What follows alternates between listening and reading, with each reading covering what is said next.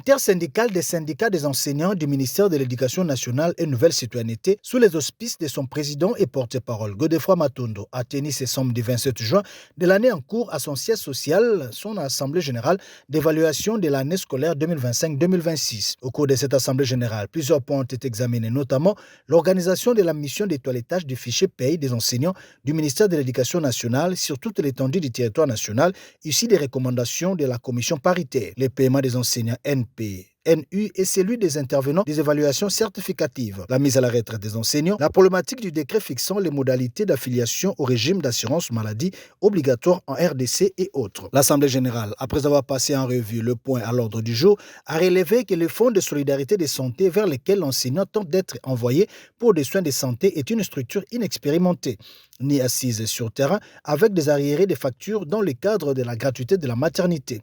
L'intersyndicale estime que la MESP, qui est l'œuvre de l'enseignant lui-même, depuis 15 ans, prend réellement en charge les soins de santé de celui-ci et ses dépendants. L'intersyndicale a en outre relevé que les enseignants cotisent à la SENSAP mais ne sont toujours pas mis à la retraite par le gouvernement. En conclusion, l'intersyndicale recommande au gouvernement l'augmentation des salaires des enseignants dès la paye du mois de juillet 2026, la surséance du décret fixant les modalités d'affiliation au régime d'assurance. Les conclusions de la déclaration de l'intersyndicale des syndicats du ministère de l'Éducation nationale et Nouvelle Citoyenneté a été lue par son porte-parole Godefroid Matondo au micro de Van Valère.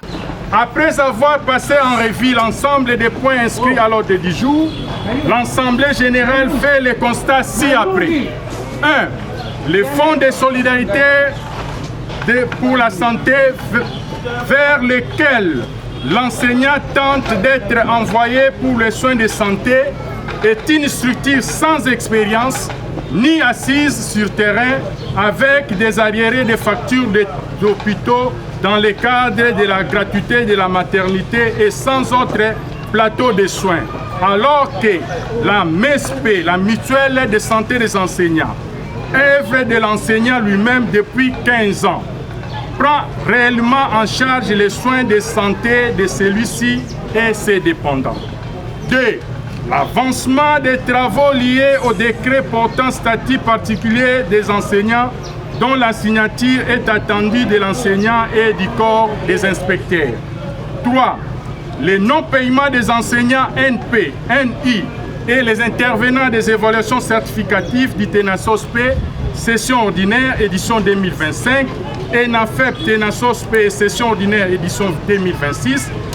De ce qui précède, l'intersyndicale recommande au gouvernement de la République ce qui suit.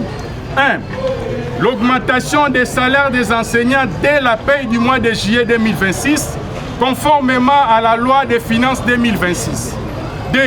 La surséance du décret fixant les modalités d'affiliation au régime d'assurance maladie obligatoire en République démocratique du Congo, étant donné la spécificité de notre ministère, sollicitons une séance du travail avec les chefs du gouvernement sur les réflexions les plus approfondies.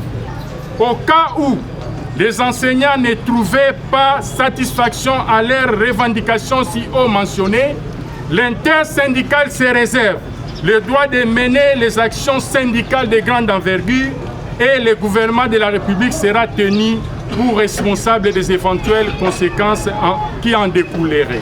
Dans l'enseignement, les souffrances sont là. Qui pourra sauver cet enseignement? Dans l'enseignement, les souffrances sont là. Qui pourra sauver cet enseignement? Qui pourra